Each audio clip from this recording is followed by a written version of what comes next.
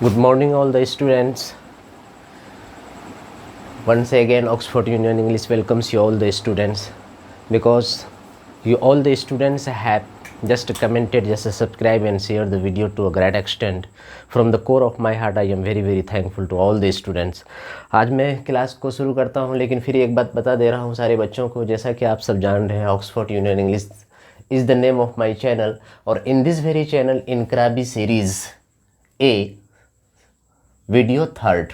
अभी तक हमने वीडियो फर्स्ट और वीडियो सेकेंड, आज वीडियो थर्ड को मैं डिलीवर करने जा रहा हूँ। जैसा कि पिछले क्लास में मैंने आप लोगों को पार्ट्स ऑफ स्पीच के बारे में बड़ी डिटेल से बताया था, और मैंने ये भी कहा था कि अलेक्जेंडर बेन नामक एक ग्रामरियन है इंग्लैंड का, उन्होंने कहा है पार्ट्स ऑफ स्पीच के बारे में कि this is called naked sentence. सिर्फ आपको ये बात याद रखनी है कि naked sentence parts of speech को कहा जाता है। किसने कहा? अलेक्जेंडर बेन ने कहा। My dear students, today you will have to pay special attention toward that, because last class I have just described many important things related to word and parts of speech. What are words and why words are called words, and what is the function of word, how word power can be controlled or can be memorized to a great extent, and then after why parts of speech have come. Parts of speech क्यों बना, ग्रामरियन ने parts of speech को क्यों बनाया, मैं इसका पूरा historical background बताया था, और बताया था कि पार्ट्स ऑफ स्पीच का इंपॉर्टेंस क्या है, और जनरल कम्पिटिटिव एग्जामिनेशन में पार्ट्स ऑफ स्पीच से कैसे सवाल पूछे जाते हैं, प्रश्न पूछे जाते हैं। तो डियर स्टूडेंट, मैंने जैसा कि हर वीडियो में मैं एक शेर से आगाज़ करता हूँ, आज भी मैं ये शेर से आगाज़ कर रहा हूँ कि दिल बदल सकते हैं, जज्बात बदल सकता है, दिल बदल सकते हैं, जज्बात बदल सकता है, मुल्क के फ़िक्र ख़यालात बदल सकते हैं, दौरे जदीद के दिन वो रात बदल सकते हैं, तुम बदल जाओ तो यारो हालात बदल सकते हैं। अगर आपने मुझे साथ दिया, मैं जितनी बात कह रहा हूँ अंग्रेजी लैंग्वेज और लिटरेचर से रिलेटेड, आप वेरी अटेंटिवली और very curiously, if you just listening to me very attentively, I give you guarantee that you would be suppose to be the best student of English literature, of English language, और specially spoken English and complete English grammar. That is why dear student, each and every student, I personally request you to share, to subscribe, and after that press the bell icon, so that each and every videos could be reachable to the general people or to many students who are sitting in remote areas, who are living there.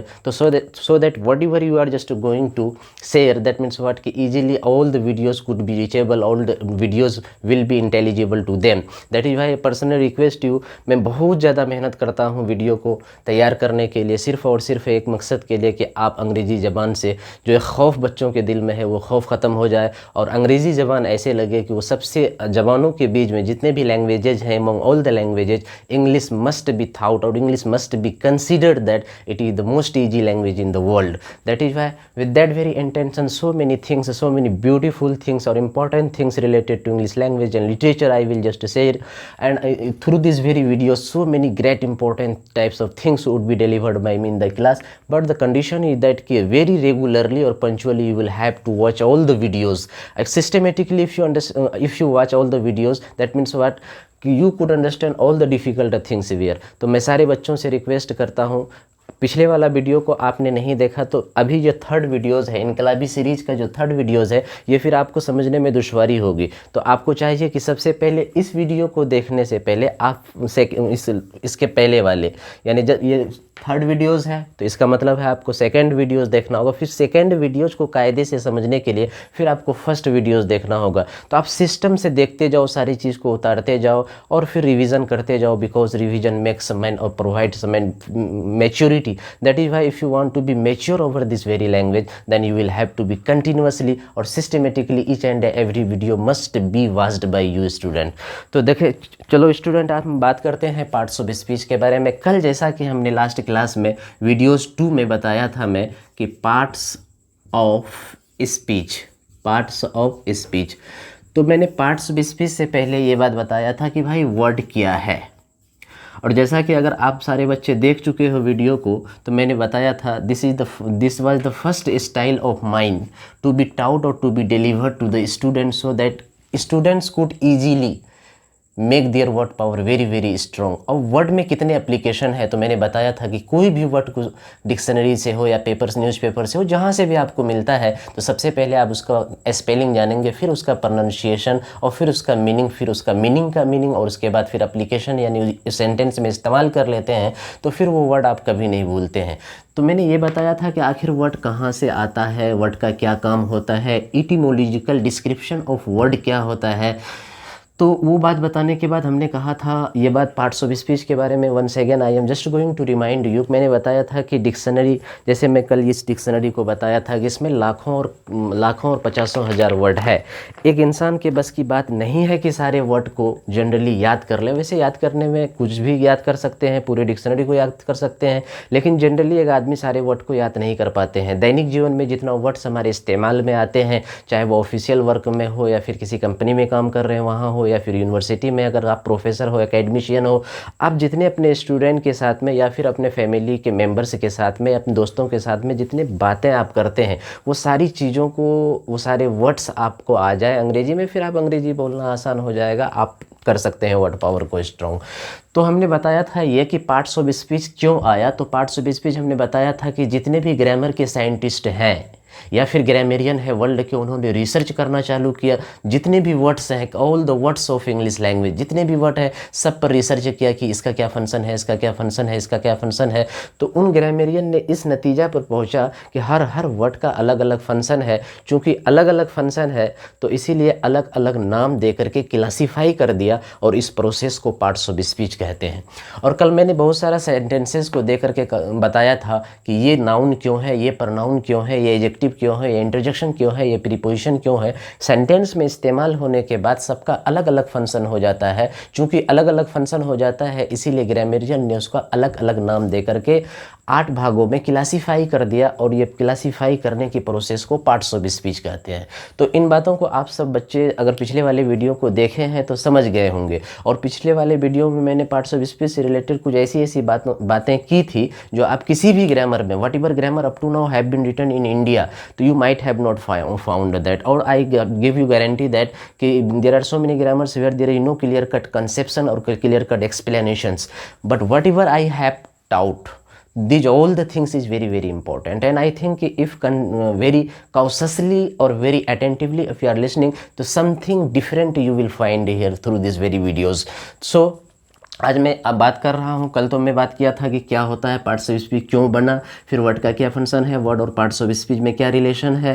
तो कल और ये बताया कि चूंकि 8 भागों में classify किया, noun, pronoun, adjective, verb, adverb, preposition, conjunction, interjection, और इसके बाद वर्ड के बाद हम लोग सेंटेंस में आएंगे, और उसके बाद में फिर हम नाउन को पकड़ेंगे। एक चैप्टर है जो 4-5 वीडियोस बनेगा नाउन पे, फिर प्रनाउन का होगा, इसी तरह से adjective, verb, adverb, preposition, conjunction, इस तरीके से लगभग 50 डेज लगेंगे। कंप्लीट पार्ट्स ऑफ स्पीच को इन डिटेल में बताऊंगा, ताकि किसी भी इंडिया का किसी भी कम्पिटिटिव एग्जामिनेशन में आप बैठोगे, पार्ट्स ऑफ स्पीच से रिलेटेड जितने भी क्वेश्चंस आते हैं, वो क्वेश्चन सिर्फ आप यूं देखोगे और यूं हल कर दोगे, कोई भी एग्जामिनेशन हो। लेकिन शरायत ये है कि आप वेरी कंटिन्यूसली और रेगुलरली आप इसको वॉच करते रहें, और इसको शेयर करते रहें, लाइक करते रहें, सब्सक्राइब करते रहें, और सब्सक्राइब करने के बाद फिर बेल आइकन को दबा दें, ताकि लेटेस्ट इन्फॉर्मेशन और latest videos related to English language and literature मैं जब भी डिलीवर करूँ तो आप तक आसानी से पहुँच सके।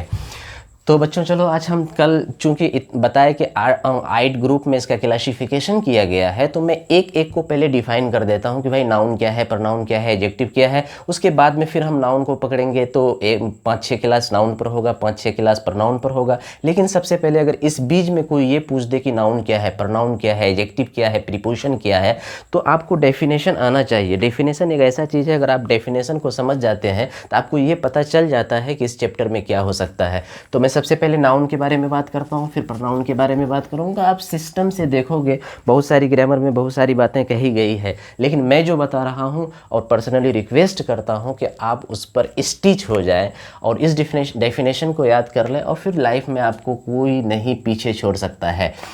तो सबसे पहले हम लोग देखते हैं कि नाउन क्या चीज़ है। नाउन, और इसको हिंदी में बोलते हैं संज्ञा। नाउन क्या चीज़ है? दरअसल ये वर्ड जो है एक लैटिन के नोमेन लफ्ज़ से निकला है। नोमेन, लैटिन के एक नोमेन वर्ड से निकला है लफ्ज़ नाउन, और जिसका अंग्रेजी में मतलब होता है नेम। तो ये वर्ड से ही पता चलता है कि नाउन एक अंग्रेजी का वर्ड है और ये लैटिन का नोमेन लफ्ज से निकला है, और ये नोमेन का अंग्रेजी में मतलब है नेम। तो पता ये चला कि नाउन कहीं ना कहीं ये हमेशा किसी नेम को बताता है, यानी नेम नाम को बताता है। तो इस तरीके से हम कह सकते हैं कि क्या है नाउन, क्या है नाउन। तो इसको आंसर लिखेंगे, बहुत सारी किताब में बहुत सारी बात है, आप जो मैं बता रहा हूँ सिर्फ इसी को याद कर लेना कि noun is a naming word. Noun is a naming word. Noun is a naming word, यानी ऐसा वर्ड जिससे नाम का पता चलता है, या फिर दुनिया का कोई भी चीज़ जिसका नाम है वो नाउन है। फॉर एग्जाम्पल ये मेरे हाथ में एक मार्कर है, मैं ऐसे इसको फेंक दिया, समझो कि आसमान से सेलेस्टियल बॉडी कुछ ऐसा गिरा जिसको कि किसी आँख ने आज तक नहीं देखी। ये पहली मरतबा हाथ में गिरा और सारे स्टूडेंट बैठा हुआ परेशान होकर, सब सारा स्टूडेंट बोल रहा है सर ये क्या है। तो मैं भी हैरत अंगेज होकर के कहता हूँ भाई मैं भी नहीं जानता हूँ ये क्या है, लेकिन मेरे हाथ में मैं इसको कैच कर लिया। तो ये क्या है, स्टूडेंट्स बोल रहा है ये क्या है, मैं भी बोल रहा हूँ भाई ये क्या है। वस्तु तो है लेकिन चूंकि अभी तक इसका नाम नहीं है, तो डियर स्टूडेंट इसको याद रखना कि ये नाउन नहीं है। तो पता ये चला बहुत सारी किताबों में ये लिखा, या बहुत सारे टीचर्स या फिर स्टूडेंट ये बोलते हैं कोई भी वस्तु को नाउन कहते हैं, कभी नहीं। दुनिया का कोई भी वस्तु, दुनिया का कोई भी शय जिसका नाम है वो नाउन है, और दुनिया का कोई भी शय जिसका नाम नहीं है वो नाउन नहीं है। जैसे ये मार्कर मान लो कि आसमान से गिरा, अभी तक मैं देख रहा हूँ क्या है, पूरे दुनिया का आदमी जमा हो जाए तो सब बोलेगा क्या है, क्योंकि अभी तक इसका नाम नहीं है, ये वस्तु है लेकिन नाउन नहीं है। अब मान लो इसको एक नाम हम दे देते हैं टॉगलस, एक लफ्ज़ नाम दे दिया, ये क्या है तो टॉगलस। अब कोई बोलेगा भाई ये क्या है तो बोलेगा टॉगलस, चूँकि अब इसका नाम पड़ गया तो आज से ये नाउन हो गया। तो याद रखना बच्चों, दुनिया का कोई चीज़, दुनिया का कोई शय, दुनिया का कोई थिंग जिसका नाम है वो नाउन है, और दुनिया की कोई चीज़ जिसका नाम नहीं है वो नाउन नहीं है। इसीलिए आप रखेंगे, नाम याद रखेंगे कि noun is a naming word. ऐसा वर्ड जिससे नाम का पता चलता है वो नाउन कहलाता है। बहुत सारी किताब में लिखा हुआ है the name of anything is called noun, तो आप उसको भी लिख सकते हैं कि the name of anything, the name of anything in this universe is called noun. यानी इस ब्रह्मांड में, इन दिस यूनिवर्स, इस कायनात में, इस ब्रह्मांड में कोई भी चीज़ है, कोई भी चीज़, और अगर उस चीज़ का नाम है तो वो नाउन है। फॉर एग्जाम्पल अगर हम बोलें पेन तो एक नाम है, अगर बोले हम पटना तो एक शहर का नाम है, अगर हम बोलें स्टूडेंट तो एक नाम है, अगर हम बोलें बॉय तो एक नाम है, अगर हम बोलें गर्ल तो एक नाम है, एटसेट्रा। इस तरीके से अब फिर और अगर इसमें और जोड़ दें थोड़ा सा, क्योंकि there are mainly 5 kinds of noun, तो मैं एक एक सबका दे देता हूँ। जैसे अगर हम बोलें यहाँ पे बिहार तो एक प्रॉपर नाउन है, अगर हम बोलें डॉक्टर तो एक कॉमन नाउन है, अगर हम बोल दें आर्मी तो एक कलेक्टिव नाउन है, अगर हम बोल दें शुगर तो एक मटेरियल नाउन है, अगर हम बोल दें ब्यूटी तो एक अब्स्ट्रैक्ट नाउन है। तो ये भी नाउन है, ये भी नाउन है। कोई एक आदमी है उनको डॉक्टर कहते हैं, एक आदमी उसको आर्मी भी कह सकते हैं, लेकिन चूंकि ये लफ्ज़ डॉक्टर है, किनको कहते हैं तो वो कोई ना कोई आदमी है, लेकिन उसको हम डॉक्टर का नाम दे रहे हैं। चूँकि नाम दे रहे हैं क्योंकि जिस शब्द से नाम का पता चलता है उसको नाउन कहते हैं, इसीलिए ये नाउन है। बिहार भी एक नाउन है, आर्मी भी एक नाउन है, शुगर भी नाउन है, और ब्यूटी भी नाउन है। तो इस तरीके से हम नाउन के बारे में फिर डिटेल से बात करेंगे। 2-3 क्लास नाउन पर होगा, और डिटेल से, चूँकि कोई भी कम्पिटिटिव एग्जामिनेशन में 3 से 4 सवाल नाउन से पूछे जाते हैं, तो मैं इस तरीके से बात को बताऊंगा कि फिर नाउन में कोई प्रॉब्लम ही नहीं रह जाएगा। यानी I will leave no stone unturned related to noun. That is why whatever I shall teach in the chapter noun in detail after the finishing of sentences, then automatically you will realize that there is no necessity to just contact any grammar.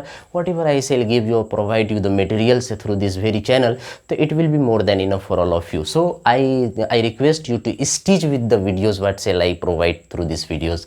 अब चलो भाई, noun के बारे में हम लोग समझ गए, तो अब थोड़ा सा जानते हैं हम लोग प्रोनाउन के बारे में। तो समझना बच्चों कि अगर नाउन नहीं होता अंग्रेजी ग्रामर में, बात को मार्क करना सारे बच्चे अटेंटिवली, मेरे सेंटेंस को भी सुनना मैं जब बात कर रहा हूँ। अगर नाउन नहीं होता अंग्रेजी ग्रामर में तो प्रनाउन चैप्टर नहीं बनता, चूँकि प्रनाउन आता ही है नाउन के लिए, इसीलिए अगर नाउन नहीं होता तो प्रनाउन नहीं बनता, और प्रनाउन इसलिए है कि नाउन का वजूद है। तो अब हम लोग देखते हैं प्रनाउन, PRONOUN, प्रनाउन। प्रनाउन क्या चीज़ होता है, सिंपल इसको डिफाइन करते हैं, इसको रखना। और बहुत इंटरेस्टिंग चैप्टर है, जब इसको डिटेल में पूरा चैप्टर को पढ़ाएंगे तो फिर आपको एहसास होगा कि इफ़ेक्टिव इंग्लिश बोलने के लिए, एरर फ्री इंग्लिश बोलने के लिए आपको प्रनाउन का सिस्टमेटिक नॉलेज बहुत ही ज़रूरी है। तो अभी मैं तो सिंपली डिफाइन कर रहा हूँ, आप डेफिनेशन को पहले याद रखेंगे कि क्या है प्रनाउन। तो लिखोगे कि प्रनाउन, मेरे साथ में सारे बच्चे लिखोगे, pronoun is a word, pronoun is a word used instead of a noun. Pronoun is a word used instead of a noun or noun equivalent, और noun equivalent। noun equivalent क्या होता है बच्चों, ध्यान से समझना। कोई ऐसा नाउन जो हकीकत में तो नाउन है नहीं, लेकिन उसका व्यवहार इस तरीके से होता है कि वो ऐसा लगता है कि ये नाउन ही है। तो चाहे तो नाउन या नाउन के तरह का कोई ऐसा आइटम या कोई ऐसा टर्म सेंटेंस में आ जाए और वो नाउन के तरह व्यवहार करने लगता है, तो उसी को बोलते हैं नाउन इक्विवेलेंट। तो चाहे नाउन के लिए या फिर नाउन इक्विवेलेंट के लिए कोई ऐसा लफ्ज़ आ जाए तो उसी को प्रनाउन कहते हैं। तो अब इसको समझना गौर से कि प्रनाउन इज अ वर्ड, जैसे नाउन भी क्या है, एक वर्ड है, प्रनाउन क्या है, वर्ड है, यानी पार्ट्स ऑफ स्पीच का क्या है, एक अंग है। तो प्रनाउन इज अ वर्ड, एक ऐसा शब्द है प्रनाउन यूज्ड, जिसका इस्तेमाल होता है क्या करने के लिए भाई। तो एक फ्रेज है, इसको याद रखना बच्चे, इंस्टीड ऑफ। इंस्टीड ऑफ का मतलब क्या होता है, के बदले में। जैसे I shall appear at the examination instead of my sister, मैं अपने सिस्टर के बदले में एग्जाम में बैठूंगा। जैसे I will today engage the class instead of my sir, मैं अपने सर के बदले में आज मैं क्लास लूँगा। तो इंस्टीड ऑफ का मतलब होता है के बदले में, के बदले में या के स्थान पर। तो अब एग्जाम्पल से आप बात को समझना। जैसे मैं बोलूँगा कि Rahil is a very smart student, Rahil is a very smart student. फिर मैं एक बोलता हूँ कि he loves and respects his teacher. फिर मैं एक सेंटेंस बोलता हूँ कि Gulbadan is a very tall girl, Gulbadan is a very tall girl. और फिर मैं बोल रहा हूँ कि सी स्पीक्स इंग्लिश फ्लुएंटली। अब गौर से इस सेंटेंस को देखना, और साथ साथ है ना, मैं तो पढ़ा रहा हूँ कंसेप्ट को, प्रनाउन समझाऊंगा, लेकिन मैं जितना सेंटेंसेस को लिखूंगा ना, आप सारे सेंटेंसेस को प्रैक्टिस भी करना। तो ऑटोमेटिकली आप देखोगे बाय डिग्रीज, बाय डिग्रीज का मतलब धीरे धीरे, by degrees you will find that कि you are able to just express yourself to some extent.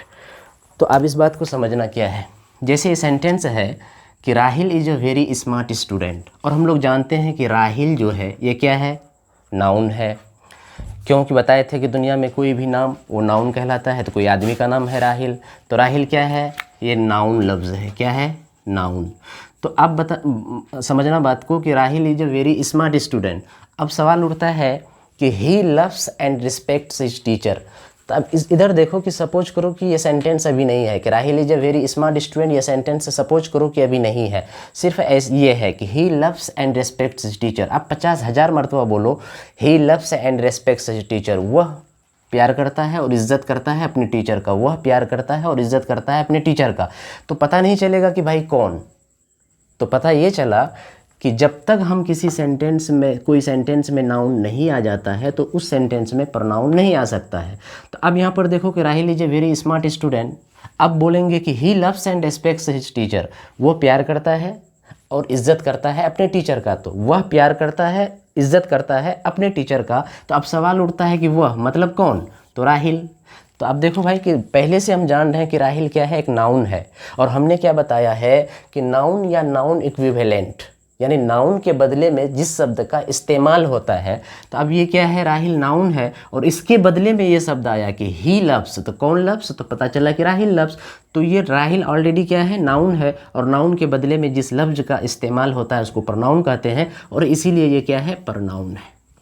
उसी तरीके से Gulbadan is a very tall girl, Gulbadan बहुत लंबी लड़की है। अब बोलेंगे सी स्पीक्स इंग्लिश फ्लुएंटली, वो अंग्रेजी धारा पर वह बोलती है। तो अब सवाल उठता है कि अगर सपोज करो कि ये sentence Gulbadan is a very tall girl नहीं है दिया हुआ, और फर्स्ट टाइम मैं ये बोल रहा हूँ कि she speaks English fluently, she speaks English fluently, she speaks English fluently, तो पता नहीं चल रहा है कि कौन स्पीक्स इंग्लिश फ्लुएंटली।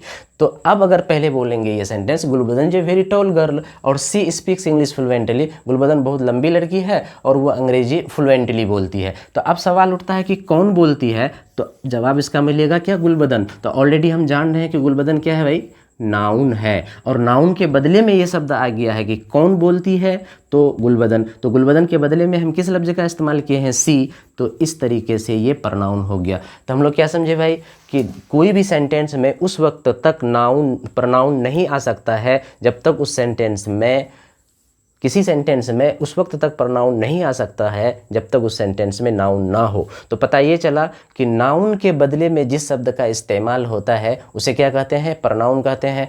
अब बहुत सारा प्रनाउन है, ही है, सी है, इट है, दैट है, व्हाट है। जब बताएंगे रिलेटिव प्रनाउन क्या होता है, और इसी प्रनाउन का एक बहुत सारे काइंड्स हैं, उसमें से एक रिलेटिव प्रनाउन है, और very very important, without having the proper understanding of relative pronoun you can never speak longer sentences. तो मैं जब पढ़ाऊंगा उस पर रिलेटिव प्रनाउन तो बहुत डिटेल से बताऊंगा। अब सारे बच्चे ध्यान से सुनना। तो हम लोगों ने क्या समझा भाई, नाउन को समझ गया 100%, ओके।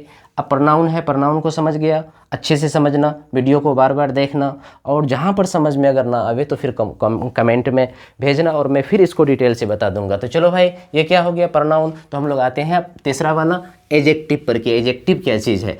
तो सारे बच्चे से मैं रिक्वेस्ट करूंगा कि लाइफ में कभी एडजेक्टिव नहीं बोलना, लाइफ में कभी एडजेक्टिव नहीं बोलना। क्या बोलना है, एडजेक्टिव बोलना है, because you are very smart student of mind.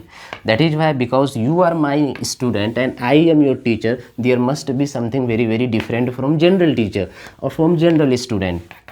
That is why whatever sentences I am speaking through my videos or through my lecture, so you must very attentively listen to the point, or at a different context what types of sentences are being delivered by me, you must pay special attention, dear student. Then after 2 to 3 months you will realize yourself that there is something great going to change in yourself, especially in the field of English language, and I want to make you a scholar, or I want to make you hero of English language. That is why you will have to understand each and everything very minutely or going into the depth. तो आते हैं हम लोग adjective पर, adjective ना कि adjective. क्या बोलेंगे भाई, ये डी को साइलेंट रखेंगे तो एडजेक्टिव। इसको हिंदी में बोलते हैं विशेषण।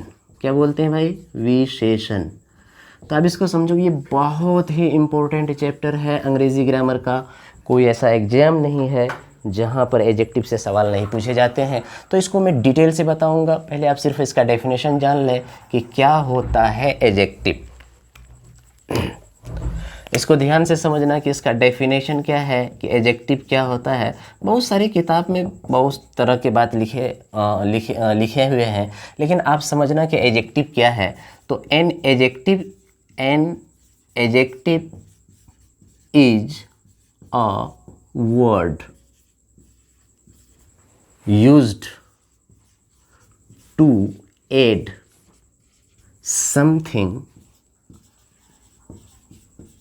something to the meaning of a noun और pronoun। इसको थोड़ा स्पेशल ध्यान देना बच्चों, कि एडजेक्टिव के बारे में पहले एग्जाम्पल दे देता हूँ। मैं बोल रहा हूँ कि ही, या बोलता हूँ मैं ऐसे सिंपल कि ऑनेस्ट बॉय, ऑनेस्ट बॉय। फिर बोलेंगे टॉल गर्ल। फिर मैं बोल रहा हूँ ब्यूटीफुल वूमन। फिर बोल रहा हूँ डिसऑनेस्ट पीपल,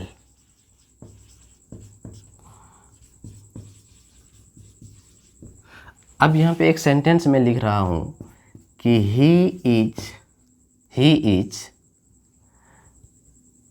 इंटेलिजेंट।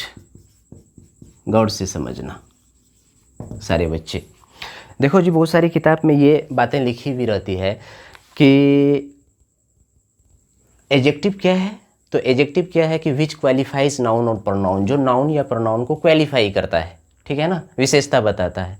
ये जरूरी नहीं है कि सिर्फ क्वालिफाई करता है। तो ये सबसे बेस्ट डेफिनेशन है।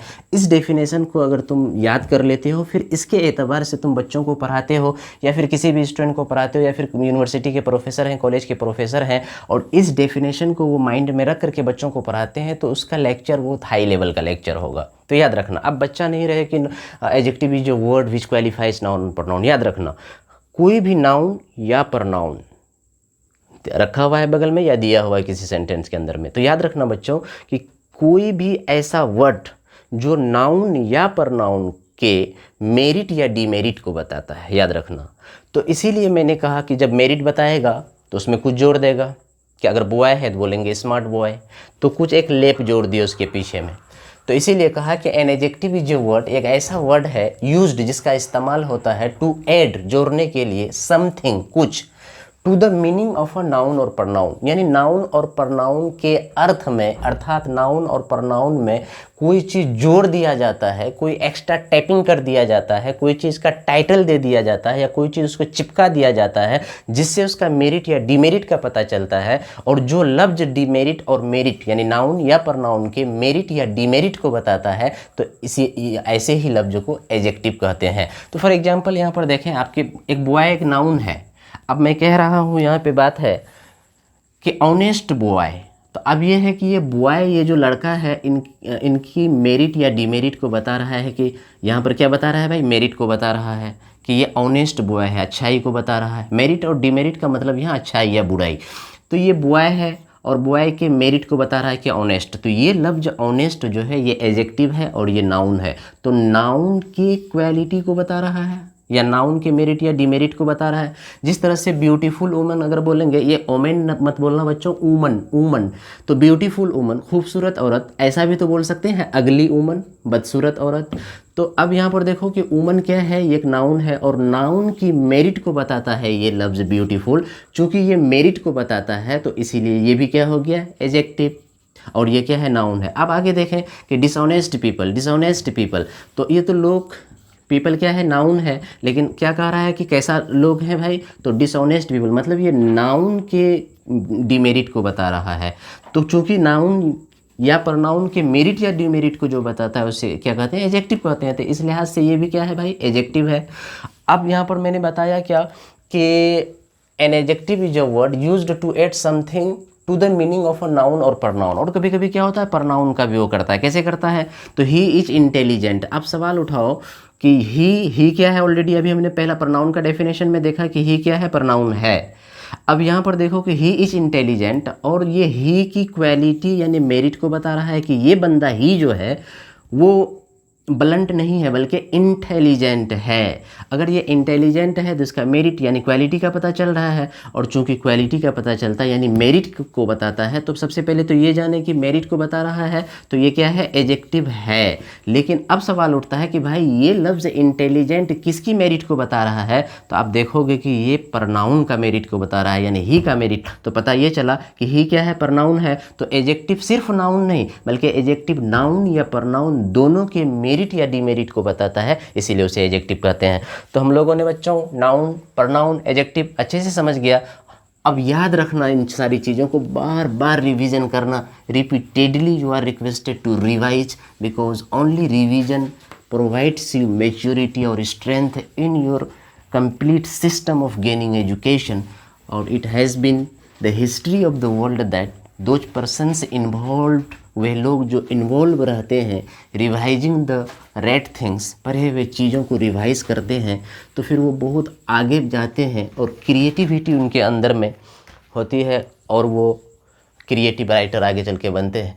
तो बच्चों अब देखते हैं हम लोग वर्ब के बारे में। ठीक है। लेकिन मैं चाह रहा हूँ कि आने वाले नेक्स्ट वीडियो में मैं वर्ब पर बात करूँगा। वीडियो लंबा हो जाएगा क्योंकि बच्चे का कमेंट आ रहा है कि सर आप वीडियो को थोड़ा शॉर्ट करें। दरअसल बात है कि अभी स्टार्टिंग है और स्टार्टिंग में मैं सारे कंसेप्ट को बताता हूँ तो उसमें वक्त लगता है।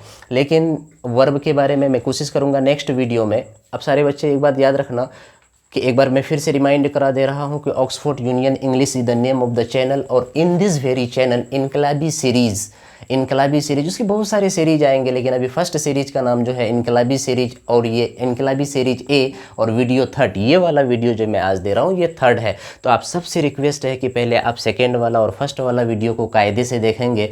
और ये चूंकि थर्ड वाला वीडियो है तो नाउन और प्रोनाउन एडजेक्टिव पर बात किया मैंने आज, तो नेक्स्ट यानी फोर्थ वीडियो में इनकलाबी सीरीज ए वीडियो फोर्थ में मैं वर्ब के बारे में बात करूंगा। और verb is suppose to be one of the most important part of complete parts of speech. Without having the proper understanding of verb you can never settle yourself और establish yourself to be a good writer, to be a good speaker, to be a good personality related to education. That is why in next video in detail I shall highlight about verb, or because verb is supposed to be the important portion of English grammar. That is why once again I would like to request all the students, to some extent you have strength because I am just providing you by reading different types of multifarious types of grammar book, because it takes too much time. That is why I request you, if I am working for you, so it is your responsibility also to help your teacher. You can help me. How can you help me? I am here, you are there, no connectivity at all, but I think you can help me. If you help your teacher will just bless you that. And I request you personally, all the students, because I am at the primary state, that is why each and every students are requested please to share and subscribe, and after that like the video, and just after subscribing press the bell icon, so that all the videos whatever I am just teaching you through this very YouTube channel, so that it could be reachable or it could reach to other personalities of the world or other student of the world, not only in Bihar. I think throughout India it must be famous. It is your responsibility. If you determine that ki Babul sir must be very much famous among all the students in India, then it is only you who can make me famous throughout India. Thank you very much. Once again I would like to share one शेर of अल्लामा इकबाल कि अकाबी रूह जब बेदार होती है जवानों में तो मंजिल खुद नजर आती है उसको आसमानों में. Thank you very much. All the best. Wish you all the best.